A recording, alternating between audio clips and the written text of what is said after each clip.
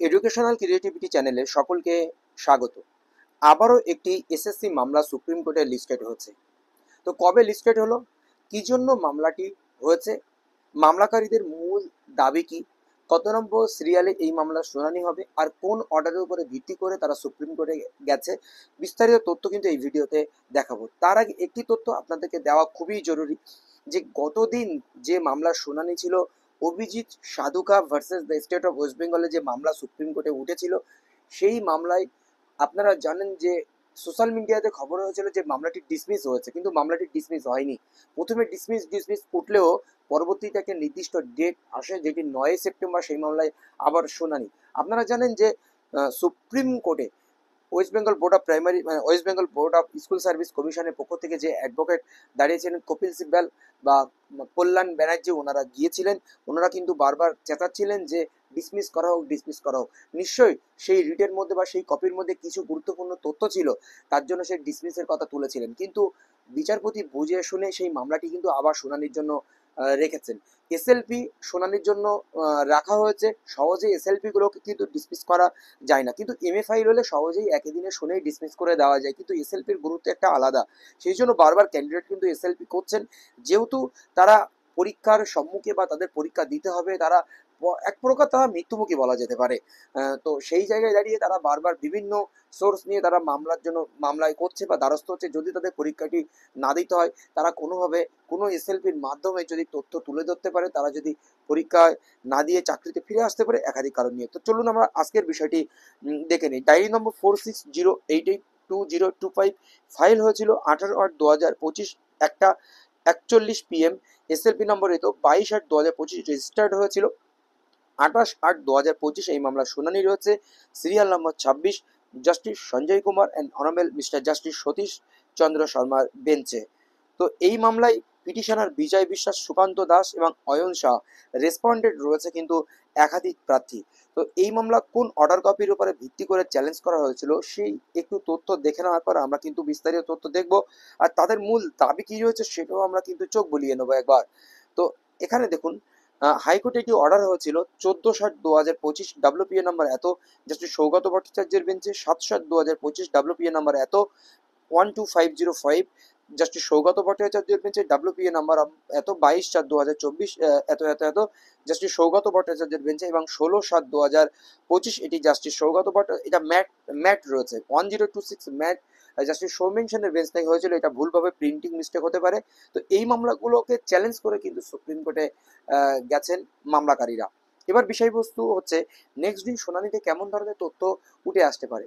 তারা বলতে পারে যে সিলেকশন প্রসেস 2025 বা 2016 এটা এক প্রকার আলাদা করা হোক, বা যে ভ্যাকান্সি করা ছিল সেই ভ্যাকান্সিতে পরীক্ষা হোক, শুধুমাত্র যারা কলুষিত নয় তারা পরীক্ষা দিক, বা বঞ্চিত যারা রয়েছে তারা পরীক্ষা দিক, বা আমরা কেন পরীক্ষা দেব, এই একাধিক কারণ রয়েছে।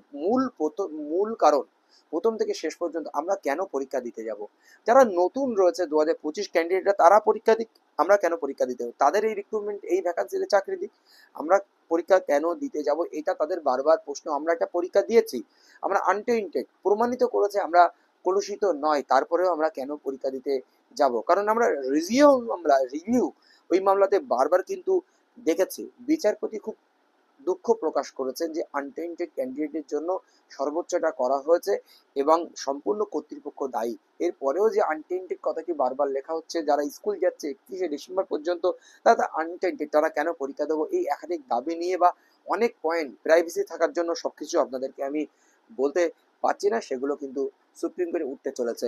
এইবার আমরা দেখে নেব 28 তারিখ শুনানিতে কোন মামলার উপরে ভিত্তি করে মূল অর্ডার কপি, তার একটু গ্লিম্পেস কিন্তু আমরা দেখে নেব। চলুন দেখে নিই। Justice Sougata Bhattacharya, WPA number এত, সঞ্জয় কুমার দলুই অ্যান্ড অ্যানাদার, এবং অরুণিমা পাল অ্যান্ড ওয়ারেস অ্যান্ড গোপাল মান্নান, এরকম একাধিক মামলাকে কেন্দ্র করে কিন্তু তারা সুপ্রিম কোর্টের দ্বারস্থ হয়েছে। এই এই বিষয়বস্তুগুলো খুবই জানা প্রয়োজন, যে এখানে খুব গুরুত্বপূর্ণ কিছু কথা, সন্দেহজনক বা সেন্সিটিভ কথা কিন্তু তুলে দেওয়া ছিল, সেইগুলো আপনাদের সঙ্গে বলবো। এখানে যে তাদের 10 মার্কস দেওয়া নিয়ে অভিযোগ এসেছিল, 45, 46, 49 প্যারা নিয়ে, যে যারা 2016 বঞ্চিত ক্যান্ডিডেট, ওয়েটিং ক্যান্ডিডেটের একটা বিষয় নিয়ে এই কথাগুলো কিন্তু উঠে এসেছিল, সেই অর্ডার কপিতে প্রতিফলিত হয়েছে। 45 ও 49 প্যারা সুপ্রিম কোর্টের যে অর্ডার, সেটা নিয়ে যে একটা কন্ট্রাডিক্ট রয়েছে সেটাও উঠে এসেছিল সেই শুনানিতে। 25 নম্বর প্যারায় 45% টু 50% যেটা নিয়ে সমস্যা হয়েছিল। এবার 26 নম্বর প্যারাটি সবচেয়ে গুরুত্বপূর্ণ। It is also contented that একটি বিতর্ক তৈরি হয়েছে vacancy for first SLST 2016 for class 9, 10, 11, 12 are to be earmarked separately and appointments on such vacancies are to be confined to the untainted candidates who participated in the previous selection process, that is first SLST 2016 for class 9, 10, 11, 12 যারা 9, 10, 11, 12 যে earmark ভ্যাকান্সিতে তারা মানে পরীক্ষা দিয়েছিল, শুধুমাত্র তাদের জন্য এই শূন্যপদগুলো দেওয়া হোক, এই নিয়ে একটা বিতর্ক তৈরি হয়েছিল। Board and observation made by the honourable division bench in the judgment date 22 April 2024, it is further contained to behalf of the petitioner that previous recruitment rules is required to be phrased into service while accommodating untainted candidates against the post earmarked 2016 selection process। 22 April 2024 যে honourable division bench যে observation ছিল content to behalf of the পিটিশনারদের সপক্ষে, the previous recruitment rules is required to be placed into service while accommodating untainted candidates against the post earmarked 2016 selection process। untainted candidate যারা ছিল তাদের 2016 selection প্রসেসের উপরে ভিত্তি করে তাদের কিন্তু রিক্রুটমেন্ট রুলস মান্যতা দিয়ে তাদেরকে অ্যাকোমোডেট করার বিষয়টিও কিন্তু উঠে এসেছিল, বা তাদের পরীক্ষা নেওয়ার বিষয়টি উঠে এসেছিল, বা তাদের আবার নতুন করে নিয়োগ প্রক্রিয়া চালিয়ে তাদেরকে নিয়োগ দিতে হবে।